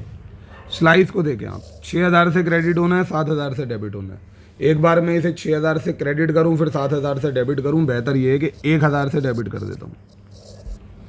चीज़ को देखेंगे आप, क्रेडिट होना है 8,000 से, डेबिट होना है 7,000 से। 8,000 से क्रेडिट करूं फिर 7,000 से डेबिट करूं, बेहतर ये है कि 1,000 से क्रेडिट कर देता हूं। और जर्नल एंट्री क्या आ जाएगी भाई? Slice capital debit, slice capital account debit to cheese capital account. और किस अमाउंट से आ जाएगी ये? 1,000 से। देखो कितनी जल्दी हो गया 3 मार्क्स का ये क्वेश्चन। तो 3 मार्क्स का एक और क्वेश्चन हमने कर लिया, और ये चॉइस वाला क्वेश्चन था। अब एक और क्वेश्चन हम देखेंगे, फिर सेक्शन ए के 3 मार्क्स के क्वेश्चन ओवर हो जाएंगे। हाँ जी, अब हम क्वेश्चन नंबर 19 करेंगे, और ये क्वेश्चन नंबर 19 जो हम करने जा रहे हैं ये 2 पार्ट में है, और पार्ट में इसमें एक पार्ट आपको डिवेंचर से मिल जाएगा और एक पार्ट आपको शेयर्स से मिल जाएगा। फिलहाल हम डिवेंचर्स वाले पार्ट को करते हैं। Pioneer fitness limited took over running business of healthy world limited. Pioneer fitness limited ने क्या किया? हेल्दी वर्ल्ड लिमिटेड के बिजनेस को एक्वायर कर लिया। अब हेल्दी वर्ल्ड लिमिटेड ने उन्हें क्या दिया? एसेट दिए 10 लाख रुपए के, और लाइबिलिटी दे दी 1,70,000 रुपये की। तो आप बताइए, अब जब पियोनियर फिटनेस अपनी किताबों में एंट्री करेगा तो वो लिखेगा sundry assets account debit 10 lakh रुपए से टू, मैं एक लाइन का स्पेस क्यों छोड़ रहा हूँ आपको समझ में आ जाएगा, सन्ड्री लाइबिलिटीज 1,70,000 रुपये से। यानी इन्होंने हेल्दी वर्ल्ड लिमिटेड से 8,30,000 रुपये का बिजनेस परचेज कर लिया। यानी जिस बिजनेस को ये खरीद के लेकर आए हैं उसकी वैल्यू 8,30,000 रुपये की है, क्योंकि अगर उनके 10 लाख के एसेट इन्हें मिले हैं तो उनकी 1,70 की लाइबिलिटी भी मिली, तो देखा जाए तो 8,30,000 रुपये के एसेट इन्हें मिल गए। अब 8,30,000 रुपये के लिए पेमेंट करनी पड़ेगी, और पेमेंट अभी हुई नहीं है, तो क्या क्रिएट होगी? लाइबिलिटी। लाइबिलिटी किसके टुवर्ड्स क्रिएट होगी? लाइबिलिटी किसके टुवर्ड्स क्रिएट होगी? हेल्दी वर्ल्ड लिमिटेड के अगेंस्ट। अब जनरली आपको क्वेश्चन में गिवन होता है आपकी परचेज कंसिडरेशन है क्या। क्वेश्चन में ना एक वर्ड लिख कर देता है परचेज कंसिडरेशन, कि आप हेल्दी वर्ल्ड लिमिटेड को कितने पैसे दोगे, यानी उनके 8,30,000 के बिजनेस के बदले उन्हें आप कितना पैसा दोगे, वो क्वेश्चन में लिख के देता है आपको। लेकिन वो चीज़ इन्होंने क्वेश्चन में नहीं दी। लेकिन सर इस अमाउंट के बगैर तो आगे बढ़ना मुश्किल है, तो इस अमाउंट के बगैर आप आगे कैसे बढ़ सकते हैं। आप देखिए, आपको पता लगाना पड़ेगा कि हेल्दी वर्ल्ड लिमिटेड को आप कितनी पेमेंट करने जा रहे हैं। इन्होंने कहा कि पेमेंट को करने का तरीका ये है कि आप 8,000 डिबेंचर इशू करेंगे, और उन डिबेंचर की वैसे तो नॉमिनल वैल्यू 100 रुपये है, लेकिन मार्केट में जब भी उन्हें इशू किया जाता है तो 5% प्रीमियम पर किया जाता है। तो अगर कायदे से देखें तो वैल्यू 105 रुपये हो जाती है। अब ये रिडीमेबल आफ्टर 6 ईयर एट 110 का क्या मैटर है, इसको बाद में देखेंगे। फिलहाल यहाँ की बात करते हैं। ये कहते हैं कि आप हेल्दी वर्ल्ड लिमिटेड को 8,000 डिबेंचर देंगे जिसकी नॉमिनल वैल्यू 100 रुपये है, और मार्केट में अगर उसे इशू किया जाए तो 5% पर इशू किया जाएगा। तो यानी आप उन्हें 8,000 डिबेंचर देने वाले हैं जिनकी मार्केट में कीमत 105 रुपये है। तो एक तरीके से आप उन्हें कितनी वैल्यू पे करने वाले हैं, आप उन्हें पे करने वाले सजा, तो ये वैल्यू बनेगी 8,40,000। लेकिन इतना ही नहीं, आप सिर्फ उन्हें 8,40 की डिबेंचर्स ही नहीं दे रहे, आप उन्हें 50,000 रुपये चेक से भी दे रहे हैं। तो इसका मतलब आप उन्हें कितनी वैल्यू पे करना चाहते हैं, 890। तो यानी आपने हेल्दी वर्ल्ड लिमिटेड को अपनी लाइबिलिटी कितने अमाउंट से बना लिया, 8,90,000 से बना लिया। बिजनेस कितने का खरीदा, 830 का। कितने में खरीदा, 890 में। तो आपको 60,000 का नुकसान हो गया। अब अगर आप देखें तो आपकी डेबिट साइड शॉर्ट पड़ रही है, और इसी डेबिट साइड को फुल करेगा कि कौन, गुडविल, परचेज गुडविल। हाँ जी, अगर आप देखें तो आपका बिजनेस कितने का है, जो आप बिजनेस खरीद रहे हैं उसकी वैल्यू 8,30,000 है, और जो पेमेंट आप कर रहे हैं वो 890 है। तो इसका मतलब आपको नुकसान कितने का हो रहा है, 60,000 रुपये का। ये हुई हमारी पहली जर्नल एंट्री, और इसे हम कहते हैं बीइंग बिजनेस परचेज्ड। ये है बिजनेस को परचेज करने की एंट्री, बीइंग बिजनेस परचेज्ड। चलिए, अब आप बताइए, ये जो हेल्दी वर्ल्ड लिमिटेड की आपकी लाइबिलिटी है, अब आप इसको सेटल नहीं करेंगे, बिल्कुल करेंगे। आप हेल्दी वर्ल्ड लिमिटेड को पेमेंट करेंगे। आप कहेंगे हेल्दी वर्ल्ड लिमिटेड की लाइबिलिटी जो कि 8,90,000 रुपये की है, मैं उसको बैंक के थ्रू पे कर रहा हूँ कितना, 50,000, क्वेश्चन में गिवन है। और आप क्या दे रहे हैं उन्हें, 8,40,000 रुपये के डिबेंचर। लेकिन आप डिबेंचर की लाइबिलिटी को कैसे क्रिएट करेंगे, आप पहले लिखेंगे 8% डिबेंचर्स। हाँ जी, 8,000 डिबेंचर हैं। डिबेंचर की लाइबिलिटी को हमेशा नॉमिनल वैल्यू से क्रिएट किया जाता है, तो यहाँ पर 8 लाख डिबेंचर के अंदर आ जाएगा, और 8,000 डिबेंचर 5 रुपये के प्रीमियम से इशू हो रहा है, तो बाकी का ये SPR में चला जाएगा, कितना, 40,000। यहाँ पर आकर मामला ख़त्म हो जाता है। नॉर्मल केस में ये जर्नल एंट्री यहाँ ख़त्म हो जाती है। नॉर्मल केस में ये जर्नल एंट्री यहाँ ख़त्म हो जाती है। लेकिन क्वेश्चन में एक बात कह दी कि जिस दिन ये डिबेंचर रिडीम होंगे उस दिन 10 रुपये फालतू दिए जाएंगे। अब इसी रिडम्शन के चक्कर में, कि रिडम्शन पर आप 10 रुपये फालतू देंगे, उसके चक्कर में आज ही आपको एक नई जर्नल एंट्री डालनी पड़ेगी। ये जर्नल एंट्री सिर्फ इस वजह से डाल रहे हैं आप, क्योंकि आपको रिडम्शन पर डिबेंचर वापस करना है। तो जो फ्यूचर में आपको ये लॉस होगा, उस लॉस को आप आज ही बुक कर रहे हैं, just because of the prudence. Loss on issue of debentures. हाँ जी, 8,000 डिबेंचर पर 10 रुपये का लॉस, यानी 80,000। आपने लॉस को डेबिट कर दिया। लेकिन ये लॉस आज आपको पे करना है या फ्यूचर में, फ्यूचर में। तो आज क्या क्रिएट हो जाएगी, लाइबिलिटी, प्रीमियम ऑन रिडम्शन। देखो मेरे बच्चे, ये जो जर्नल एंट्री मैंने अभी अभी यहाँ पर एडजस्ट करी है ना, ये जर्नल एंट्री जस्ट इस वजह से है क्योंकि क्वेश्चन ने कहा है कि रिडम्शन प्रीमियम पर होगा, अदरवाइज ये एंट्री आती ही नहीं, क्वेश्चन पहले ही हो चुका था। ठीक है जी, क्वेश्चन अच्छा है, आप इसे कर सकते हैं। अब देखो इससे आपको क्या सीख मिलती है। अब इसी तरह के क्वेश्चन आप अपने बुक से जाकर ट्राई कर सकते हैं डिबेंचर्स को लेकर, ठीक है ना। ताकि आपको और प्रैक्टिस हो जाए। चलो जी, अब इसी का और वाला पार्ट हम क्वेश्चन सॉल्व करेंगे। ये क्वेश्चन 4 फीचर से है। इसमें डायरेक्टली हमें 4 फीचर की जर्नल एंट्री डालनी है, तो हम डायरेक्टली 4 फीचर की जर्नल एंट्री डालेंगे। लिली लिमिटेड ने फॉरफिट किए हैं 100 शेयर्स, और वो जो 100 शेयर थे उनकी नॉमिनल वैल्यू 10 रुपये थी, लेकिन उन्हें इशू किया गया था 10% प्रीमियम पर, यानी 10 रुपये का 10% होता है 1 रुपये, यानी ये शेयर 11 रुपये के हिसाब से इशू किया गया था। लेकिन कंपनी ने आज तक लोगों से 8 रुपये ही मांगे थे, मतलब भले से शेयर 11 रुपये का था, लेकिन आज तक सिर्फ 8 रुपये ही मांगे गए थे, 3 रुपये मांगने अभी भी बाकी थे। On which share holders did not पे ₹3 ऑन अलॉटमेंट। अब शेयर होल्डर ने क्या किया, 3 रुपये अलॉटमेंट के पे नहीं किए। अच्छा, वो जो अलॉटमेंट के उसने पे नहीं किए उसमें प्रीमियम भी जुड़ा हुआ था, यानी उससे जो प्रीमियम मांगा गया उसने प्रीमियम भी नहीं दिया। आज तक कंपनी ने 8 रुपये मांगे, 8 रुपये में 7 रुपये नॉर्मल कॉल के थे और 1 रुपये प्रीमियम का था, ठीक है जी। और उसने 3 रुपये अलॉटमेंट के टाइम पर नहीं दिए, यानी जिसमें प्रीमियम भी अमाउंट इंक्लूड हो जाता है, और फर्स्ट कॉल पर 2 रुपये नहीं दिए, यानी उसने टोटल मिलाकर 8 रुपये में से 5 रुपये नहीं दिए। मतलब उसने सिर्फ कितने रुपये दिए होंगे, 3 रुपये।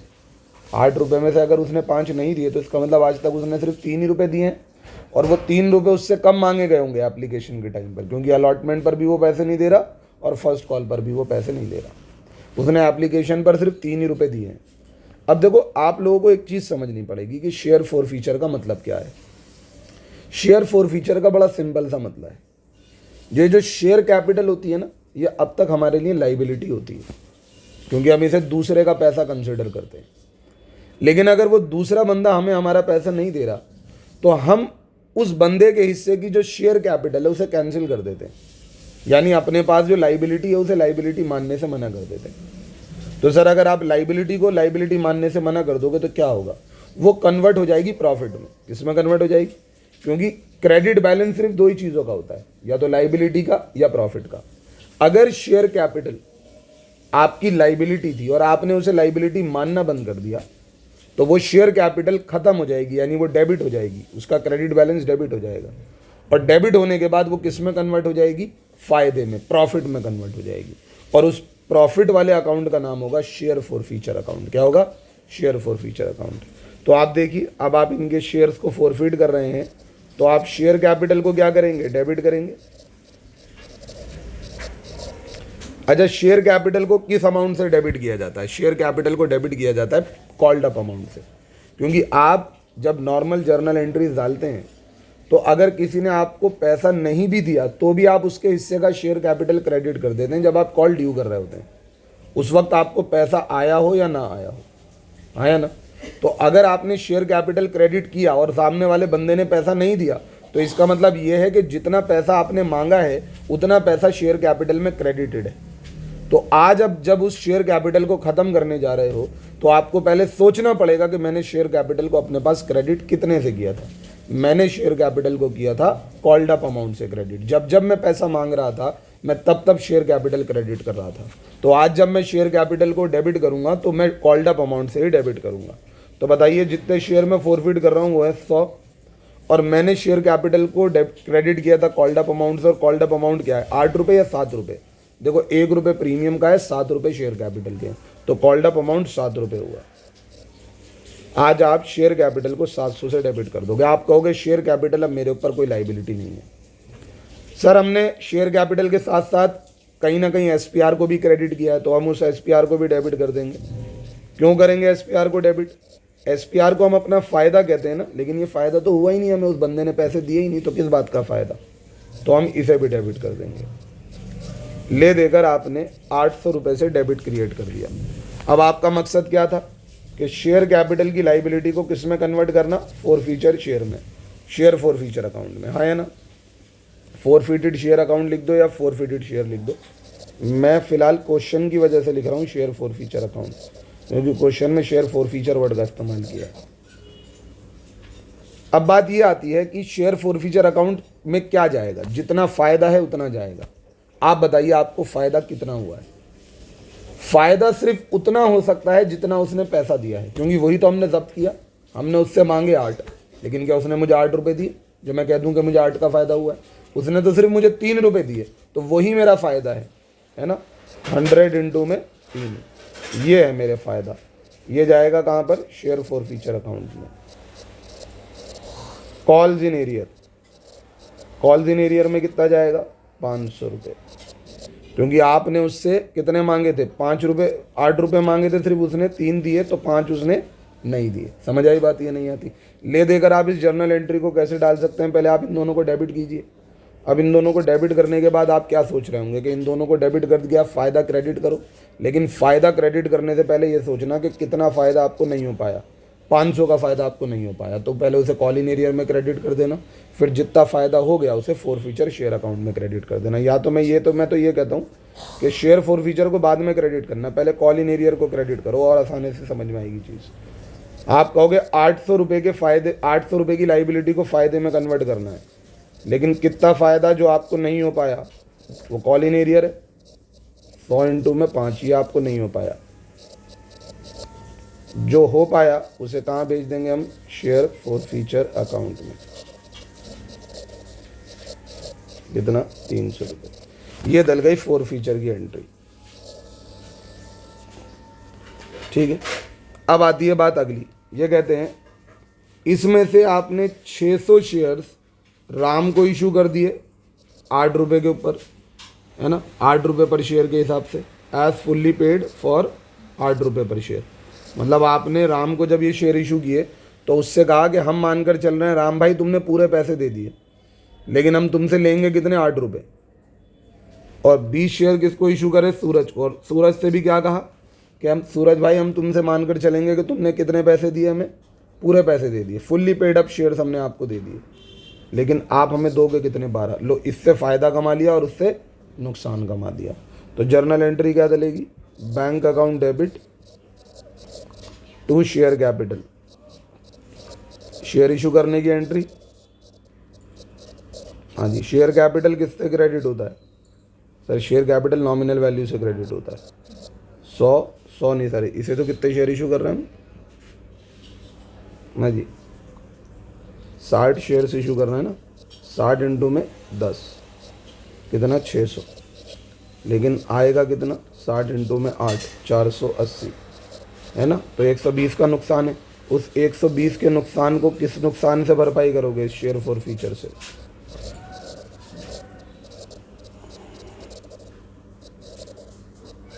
ठीक है जी। शेयर और भी रीइशू हुए। Bank account debit to share capital to SPR। 20 share और इशू हुए हैं, लेकिन ये मुनाफे पे हुए हैं। 20 इंटू में 12, यहाँ पैसा ज़्यादा आया है, 240। शेयर कैपिटल में कितना आएगा? 200। 40 कहाँ आएगा? SPR में। अब बात ये आती है कि ये जो शेयर फॉर फ्यूचर का बैलेंस है, ये जो शेयर फॉर फ्यूचर का बैलेंस है, ये कहाँ जाएगा? कैपिटल रिजर्व में। कहाँ जाएगा? अब ये जो शेयर फॉर फ्यूचर के बैलेंस को आप कैपिटल रिजर्व में भेजने वाले हैं, तो ये कितना जा सकता है कैपिटल रिजर्व में, इसकी कैलकुलेशन करनी पड़ेगी। देखो, मैं आप लोगों को एक चीज़ बताता हूँ। हमेशा सबसे पहले ये पता करा करो कि कितना शेयर फॉर फ्यूचर का बैलेंस जाने के लिए एलिजिबल है। ये 300 रुपये का शेयर फॉर फ्यूचर है।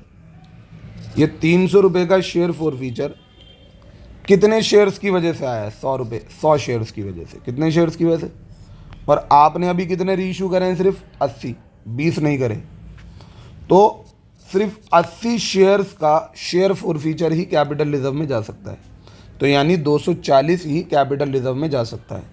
ये निकला एलिजिबल शेयर फॉर फ्यूचर जो कैपिटल रिजर्व में जा सकता है, क्योंकि 60 रुपये के शेयर फॉर फ्यूचर को मैं ले जा नहीं सकता, क्योंकि अभी उनके हिस्से के शेयर्स इशू होने बाकी हैं। अगर उस पर लॉस हो गया तो उस लॉस को सेटल करने के लिए मेरे पास शेयर फॉर फ्यूचर में बैलेंस होना चाहिए ना।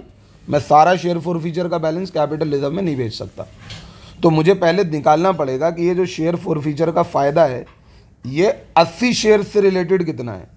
तो 80 शेयर से रिलेटेड ये निकला 240, और 240 में से तुमने कितना यूज़ कर लिया? 120। तो 240 में से अगर 120 यूज़ कर लिया तो 120 ही सिर्फ कैपिटल रिजर्व में जा सकता है। यानी पहले आप ये पता करोगे कितना एलिजिबल है जाने के लिए, फिर एलिजिबल अमाउंट मिल जाएगा तो आप उसे माइनस कर दोगे उतने से जितना आपने यूज़ कर लिया, बाकी का एलिजिबल अमाउंट में से यूज़ हुआ हुआ अमाउंट माइनस होने के बाद पता लगेगा कि कैपिटल रिजर्व में कितना जाएगा। ठीक है जी। वैसे क्वेश्चन की डिमांड जर्नल एंट्री डालने की नहीं थी, लेकिन आप लोग जर्नल एंट्री के अलावा कुछ और डालना जानते भी नहीं हो। क्वेश्चन की डिमांड थी शेयर फॉर फ्यूचर अकाउंट बनाने की। कोई बात नहीं, आप पहले जर्नल एंट्री डाल दो, फिर उसके बाद हम शेयर फॉर फ्यूचर अकाउंट बना लेंगे।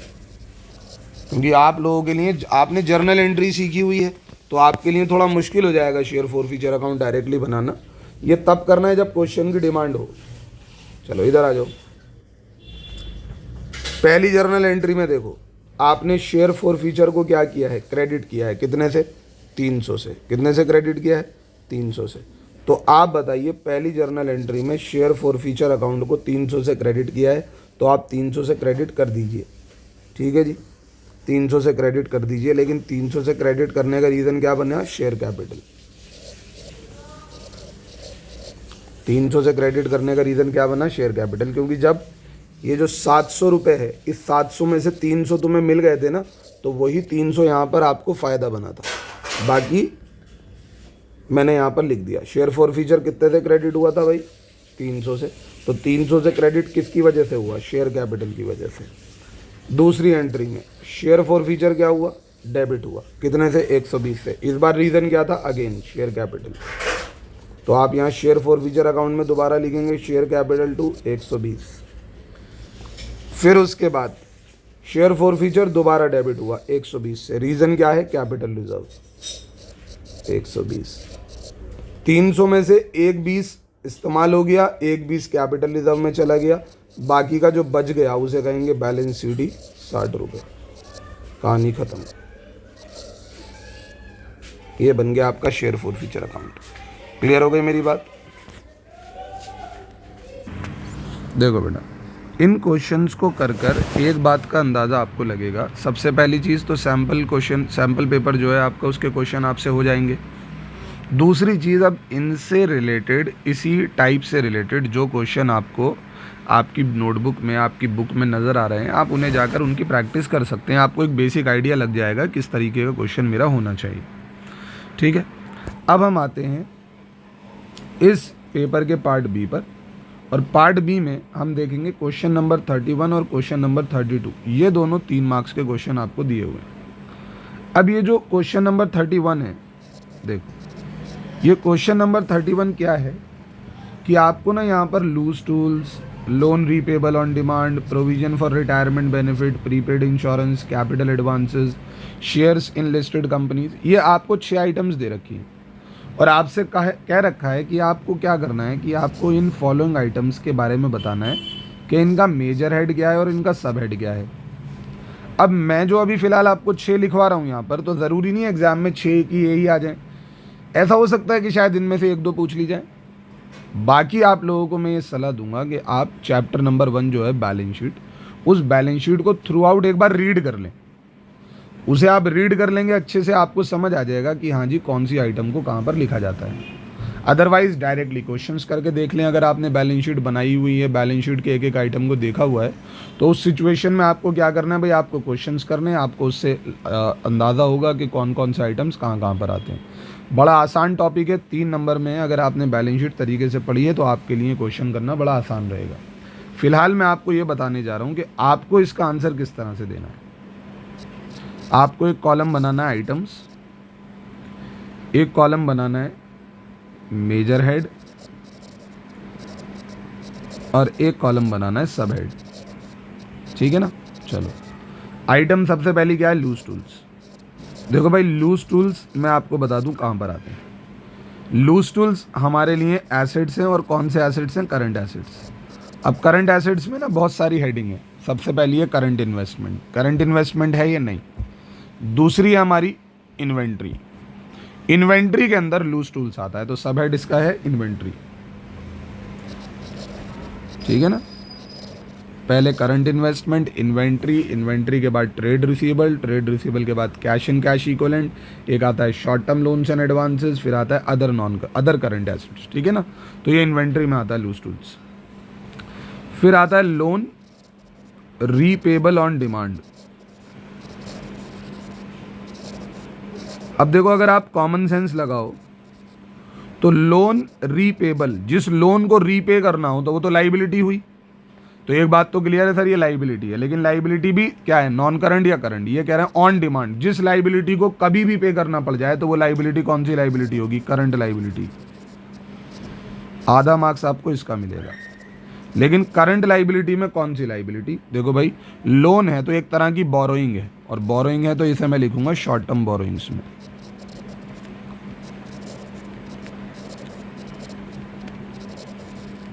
ठीक है, आगे देखते हैं हम।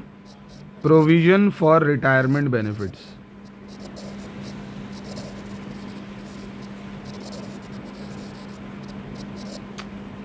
प्रोविजन हमेशा लाइबिलिटी होती है, तो ये एक लाइबिलिटी है। लेकिन रिटायरमेंट बेनिफिट्स, एम्प्लॉय के रिटायरमेंट बेनिफिट्स के लिए आपने पहले से ही तैयारी कर रखी है कि एम्प्लॉय रिटायर होगा, उसे इन फ्यूचर पेमेंट की जाएगी, तो ये नॉन करंट लाइबिलिटी है। एम्प्लॉय पता नहीं कब रिटायर होगा, तो ये नॉन करंट लाइबिलिटीज है। और नॉन करंट लाइबिलिटीज में इसे कहाँ लिखा जाएगा भाई, इसे लिखा जाएगा लॉन्ग टर्म प्रोविजंस में, क्योंकि आप नाम से क्लियर पढ़ रहे हैं कि एक तरीके का क्या है ये, प्रोविजन। अब शॉर्ट टर्म प्रोविजन तो हो नहीं सकता, लॉन्ग टर्म ही होगा, क्योंकि नॉन करंट लाइबिलिटी का पार्ट है। फिर आते हैं हम अगले पॉइंट पर, प्रीपेड इंश्योरेंस। देखो भाई, प्रीपेड इंश्योरेंस एक तरीके का एसेट है, करंट एसेट है ना। प्रीपेड एक्सपेंस आपने नाम सुना होगा, प्रीपेड एक्सपेंस हमेशा आपके एसेट होते हैं, ये करंट एसेट है। और करंट एसेट में ही आएगा अदर करंट एसेट्स में, क्योंकि बाकी जितने के भी करंट एसेट्स हैं वहाँ पर ये प्रीपेड इंश्योरेंस फिट नहीं हो सकता। ना ही ये कोई करंट इन्वेस्टमेंट है, ना ही ये कोई इन्वेंट्री है, ना ही ये कोई short term loans and advance है, ना ही ये कोई ट्रेड रिसीवेबल है, ना ही ये कैश इन कैश इक्विवेलेंट है। तो कहाँ आएगा, अदर करंट एसेट में। कैपिटल एडवांसेस, एडवांसेस आपने किसी को एडवांस दिया तो इसका मतलब आपके लिए एसेट हो गया। और एडवांस दिया है, क्या नाम लिखा हुआ, कैपिटल एडवांसेस। कैपिटल एडवांसेस समझते हैं आप, ऐसा एडवांस जो आपने लॉन्ग टर्म एसेट को खरीदने के लिए दिया है। समझ आई बात या नहीं आती, तो इसे हम लिखेंगे नॉन करंट एसेट में, नॉन करंट एसेट। और नॉन करंट एसेट हो या करंट एसेट हो, एक हेडिंग होती है लोन्स एंड एडवांसेस, क्योंकि लोन्स एंड एडवांस हमेशा लाइबिलिटी नहीं होती, हमारे लिए एसेट भी हो सकता है। तो आप अगर करंट एसेट देखेंगे या नॉन करंट एसेट देखेंगे तो आपको वहाँ पर लोन्स एंड एडवांसेस नजर आएंगे। तो नॉन करंट एसेट में जो लोन्स एंड एडवांस की हेडिंग है वो है long term loans and advances, है ना। तो ये वहाँ आ जाएगा, एक तरह का एडवांस है हमने दिया हुआ है। शेयर्स इन लिस्टेड कंपनीज, किसी लिस्टेड कंपनी के शेयर खरीदे हैं मैंने खरीदे, तो इन्वेस्टमेंट हो गई, तो नॉन करंट एसेट। और नॉन करंट एसेट में कौन सी इन्वेस्टमेंट, नॉन करंट इन्वेस्टमेंट। ये हो गए मेरे हेड्स और सब हेड्स। 3 नंबर का क्वेश्चन आसान क्वेश्चन है, बस आपको आइडेंटिफाई करना आना चाहिए मेजर हेड और सब हेड, ठीक है। अगर जिन बच्चों को मैंने पढ़ाया है उन्हें अच्छे से मालूम होगा कि मैंने इस पर कितना ज़्यादा वक्त लगाया था। चलिए जी, अब ये क्वेश्चन आने जा रहा है भाई रेशियो चैप्टर से, ये मेरा फेवरेट चैप्टर है रेशियो। अब आप लोगों को देखो, फिर वही वाली बात मैं कहूँगा, ज़रूरी नहीं जो रेशियो आपको यहाँ नज़र आ रही है वही आपके एग्जाम में आएगी, लेकिन आ भी सकती है। और अगर आप ये रेशियो से रिलेटेड क्वेश्चन कर लेते हैं तो आपको एक आइडिया होगा कि मुझे कहाँ से कौन सी चीज़ करनी चाहिए, ठीक है जी।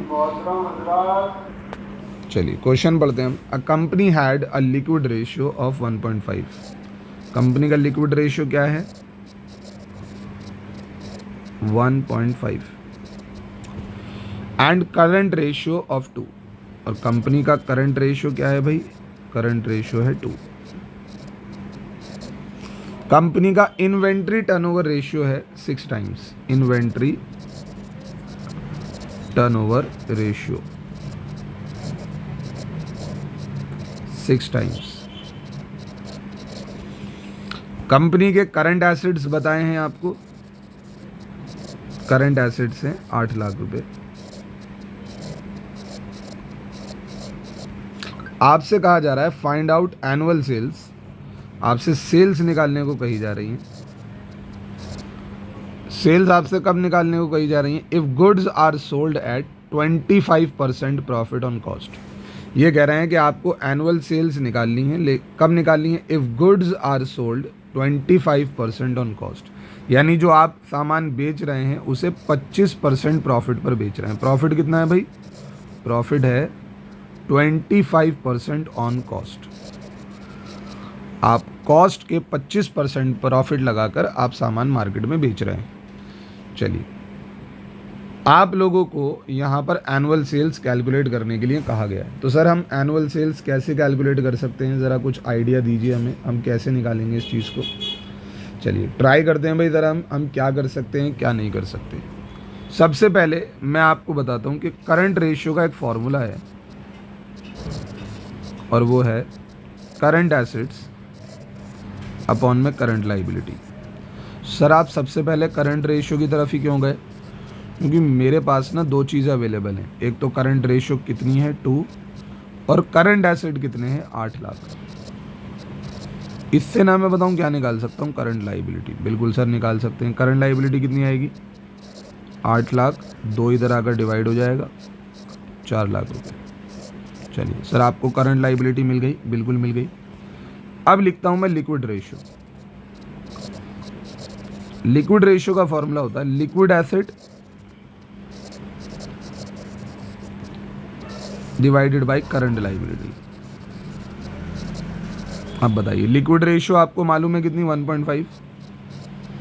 लिक्विड एसेट आपको नहीं मालूम, कोई बात नहीं, लेकिन करंट लाइबिलिटी अभी अभी आपने निकाली है ऊपर 4 लाख, तो ये 4 लाख इधर जाकर 1.5 से मल्टीप्लाई हो जाएगी और आपका लिक्विड एसेट हो जाएगा, आपका लिक्विड एसेट हो जाएगा 6 लाख रुपए का। लिक्विड एसेट हो जाएगा आपका 6 लाख रुपए का। तो मैंने भाई एक तरीके से करंट एसेट निकाल लिया, लिक्विड एसेट निकाल लिया। इन दोनों से मुझे फ़ायदा क्या? मुझे तो सेल्स चाहिए। सब्र तो करो मेरे मुन्ना, इन्वेंट्री टर्नओवर रेशियो आपको सब चीज़ निकाल कर देगी, ज़रा सब्र करो। बस मुझे ये बताइए कि अगर मुझसे कोई कहे कि आपको लिक्विड एसिड फाइंड आउट करनी है, लिक्विड एसिड, तो लिक्विड एसिड फाइंड आउट करने का तरीका क्या है? सर करंट एसिड में से ना दो चीज़ें माइनस कर दो, एक तो माइनस कर दो इन्वेंट्री और माइनस कर दो प्रीपेड एक्सपेंस, आपको लिक्विड एसिड मिल जाएंगे। देखो मैं प्रीपेड एक्सपेंस को माइनस नहीं कर रहा, क्यों नहीं कर रहा? मैं मानकर चल रहा हूँ वो क्वेश्चन में है ही नहीं। लिक्विड एसिड कितने हैं? लिक्विड एसिड कितने के हैं भाई हमारे? 6 लाख के। करंट एसिड कितने थे हमारे? 8 लाख के। इन्वेंट्री कितनी थी? इन्वेंट्री थी नहीं, इन्वेंट्री उधर चली जाएगी, नेगेटिव से पॉजिटिव हो जाएगी और 6 लाख पॉजिटिव से इधर आकर नेगेटिव हो जाएगा और इन्वेंट्री की वैल्यू आ जाएगी 2 लाख रुपए। अब ये जो इन्वेंट्री टर्नओवर रेशियो है ना, इन्वेंट्री टर्नओवर रेशियो, ये इन्वेंट्री टर्नओवर रेशियो ही आपकी सेल्स निकालने में मदद करेगा। इन्वेंट्री टर्नओवर रेशियो का फॉर्मूला होता है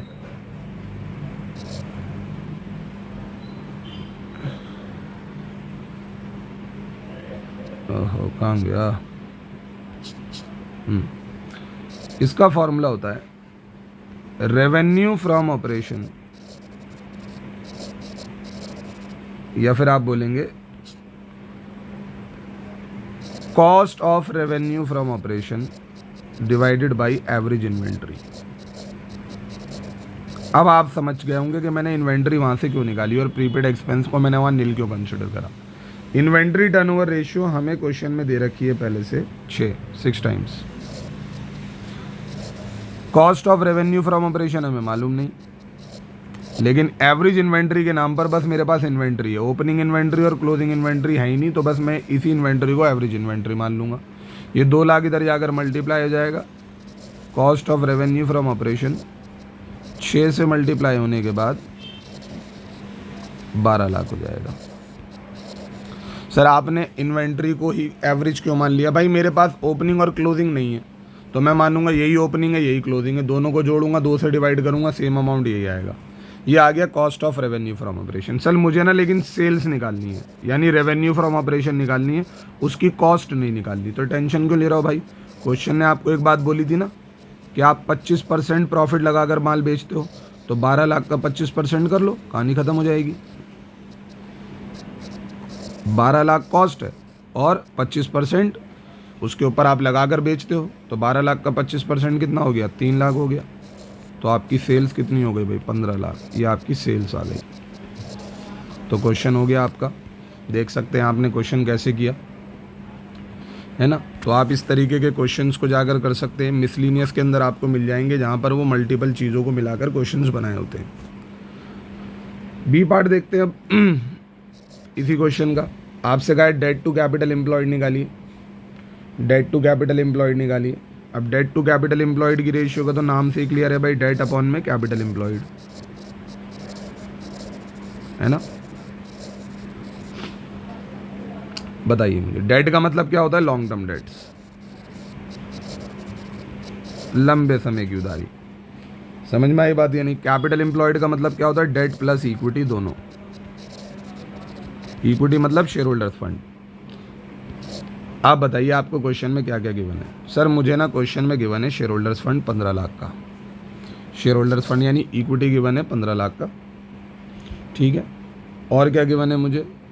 और मुझे गिवन है 8% debenture, current liability, non current asset, current asset. ये सारी इन्फॉर्मेशन इन्होंने मुझे दे रखी है। तो भाई देखो मैं सिंपल सा फॉर्मूला लगाऊंगा। डेट के नाम पर एक लाइबिलिटी आपको दे रखी है डिबेंचर की, जो है 7.5 लाख, ये लॉन्ग टर्म डेट हो गया। कैपिटल एम्प्लॉयड का मतलब क्या होता है? Date plus equity. डेट का मतलब लॉन्ग टर्म डेट है 7.5 लाख, और इक्विटी का मतलब है शेयर होल्डर्स फंड, जो कि आपको क्वेश्चन में दे रखा है कितना? क्वेश्चन में दे रखा है 15 लाख का। तो 7.5 लाख डिवाइडेड बाई 22,50,000। हाँ जी। तो आप 75 डिवाइडेड बाई 225 देखेंगे, और अगर आप देखेंगे 75 की टेबल में 3 टाइम्स में आएगा 1:3, यानी 1:3। ये आपका रेशियो बन गया।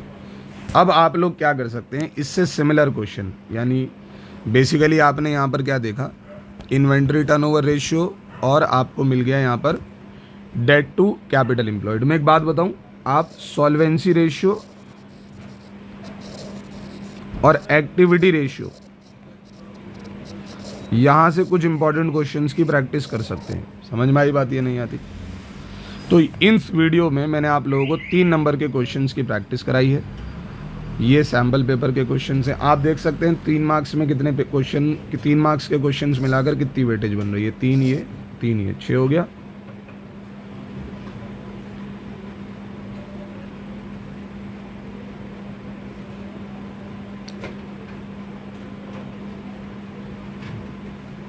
हाँ जी, 3 ये 9, 12, 15, 18 मार्क्स की वेटेज 3 मार्क्स से।